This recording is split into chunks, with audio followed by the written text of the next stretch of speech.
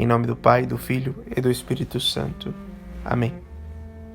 Marcos capítulo 8, versículo 14 e 15. Foi então Jesus à casa de Pedro, cuja sogra estava de cama com febre. Tomou-lhe a mão e a febre a deixou. Ela levantou-se e pôs-se a servi-los.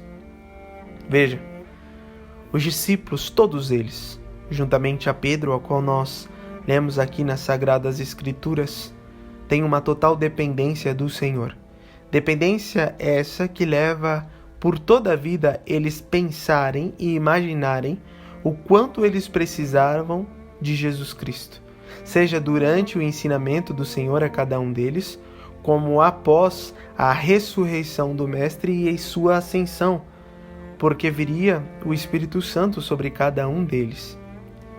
Pedro tem um tópico tão importante na sua vida, de um ensinamento pedagógico de Jesus Cristo, que o acompanha por toda a vida. Quando Pedro nega Jesus Cristo, até ali, no momento da cruz, algo está muito presente na vida de Pedro.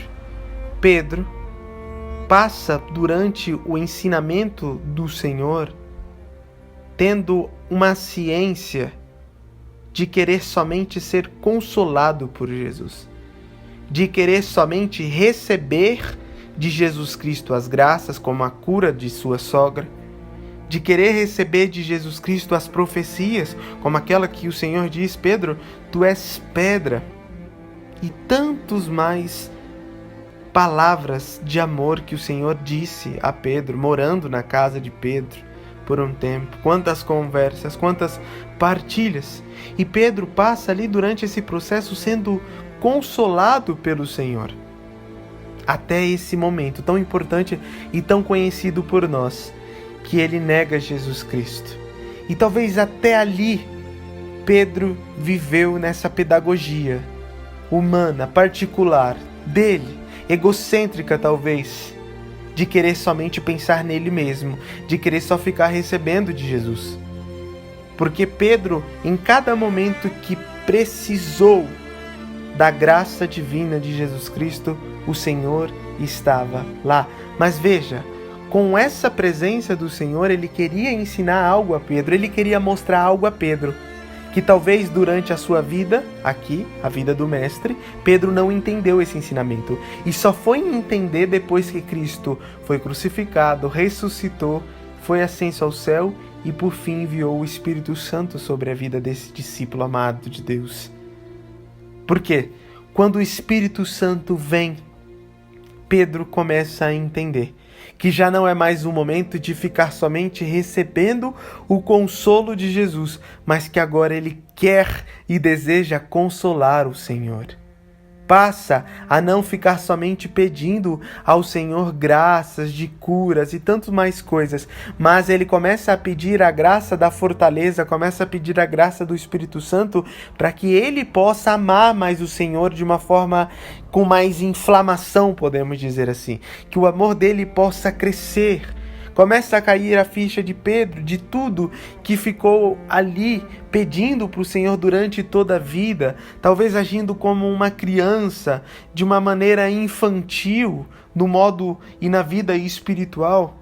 E que somente depois do envio do Espírito ele começa a perceber que agora chegou a vez dele, chegou a minha vez de amar Jesus Cristo. O foco deixa de ser o particular, o foco deixa de ser o eu e começa a ser o Senhor, começa a ser Cristo Jesus, cristocêntrico, começa a ser direcionado a minha vida nesse sentido de querer somente amar o Senhor.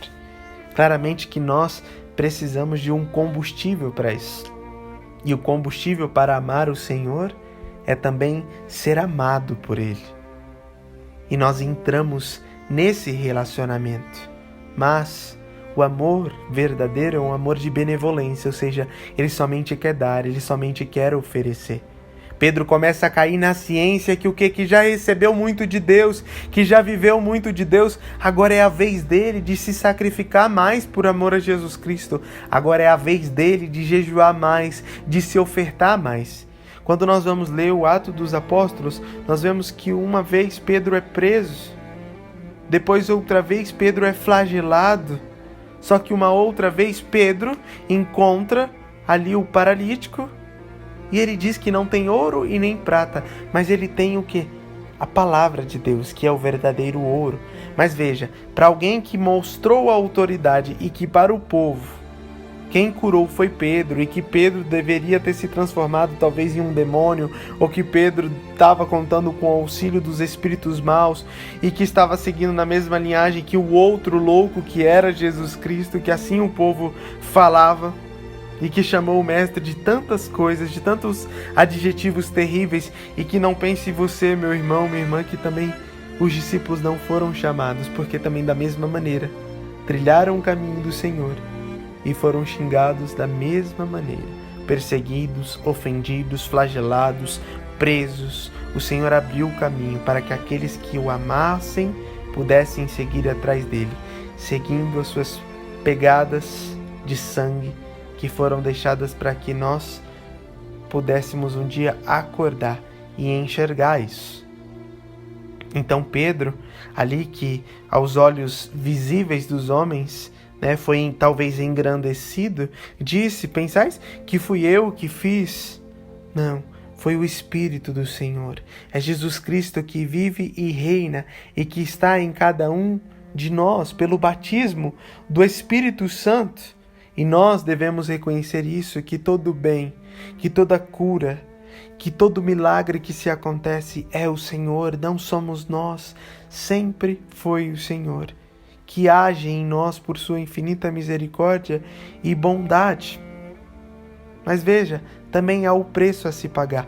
Pedro, de uma maneira com autoridade, de uma maneira agora não mais infantil, mas de uma maneira madura, que diz: levanta-te e anda. Aprendeu com Jesus Cristo. Aprendeu com nosso Senhor, que não gritou, que não se esperneou, que não ajuntou muitos para poder mostrar o que fazia, mas com uma palavra serena, com uma palavra de autoridade de quem muito ama, de quem tem relacionamento, de quem é a verdade própria, diz: levanta-te e anda.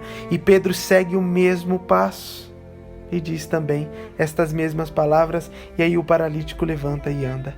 Mas para que alguém alcance essa autoridade, para que alguém alcance essa intimidade, é o preço a se pagar.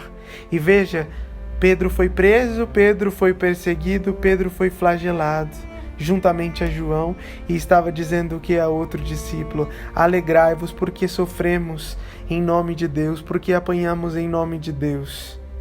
Então muitos querem realizar os milagres do Senhor, mas poucos querem pagar o preço, poucos querem pagar o amor que de nós e para nós Ele nos ofertou.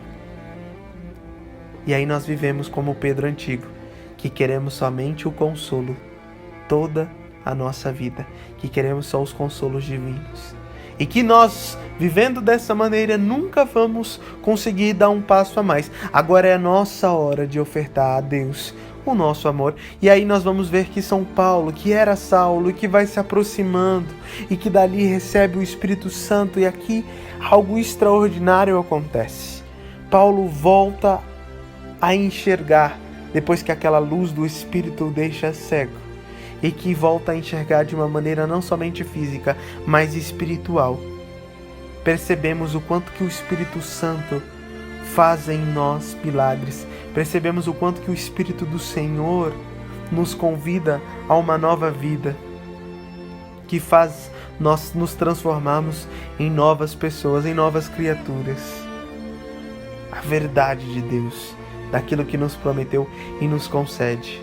E aí aquele homem que era Saulo passa a ser Paulo. E aí Paulo, por tudo que passou, por tudo que ofendeu a Deus, por tudo que um dia perseguiu a Deus e os seus discípulos, não começa mais a pedir consolos, mas começa a andar, pregando a palavra de Deus. E Paulo anda centenas e centenas de quilômetros Paulo prega por toda a Pérsia. Paulo quer fazer, ele deseja fazer, porque é isso que uma alma que tem sede de Deus deseja fazer, deseja oferecer a Deus. Não fica somente preso aos consolos de Deus, porque não se acha digno, não fica somente preso ao que vai receber de Deus. Nós vemos no tempo atual tanta gente dizendo o que Deus vai fazer na minha vida e ficam esperando as profecias, mas o verdadeiro amor não espera. O verdadeiro amor, ele age, ele toma a decisão, ele coloca a ação na sua vida, ele quer fazer para o seu Senhor, ele não quer somente receber do seu Senhor,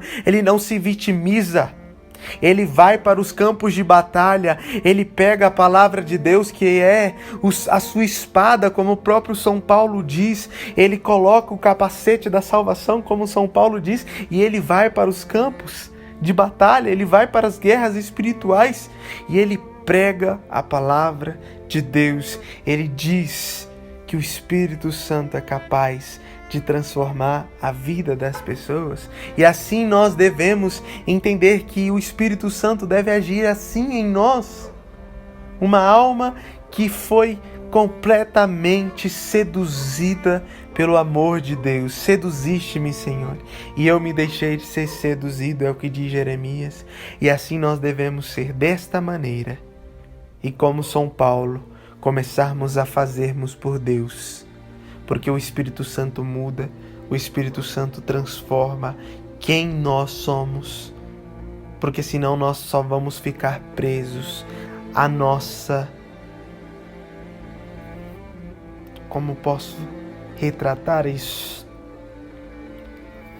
A nossa mediocridade, ao nosso mundinho, onde só nós queremos ser beneficiados. Uma alma que ama, ela quer testemunhar esse amor e não simplesmente ficar recebendo. E Jesus Cristo é a prova perfeita disso, que não veio para receber de nós, mas que veio para nós, somente para nos devolver o elo, a união novamente perfeita com o bom Deus. E que assim, através do Espírito Santo, também nós possamos nos aproximar do Pai Eterno, para que tenhamos uma nova vida em Cristo Jesus.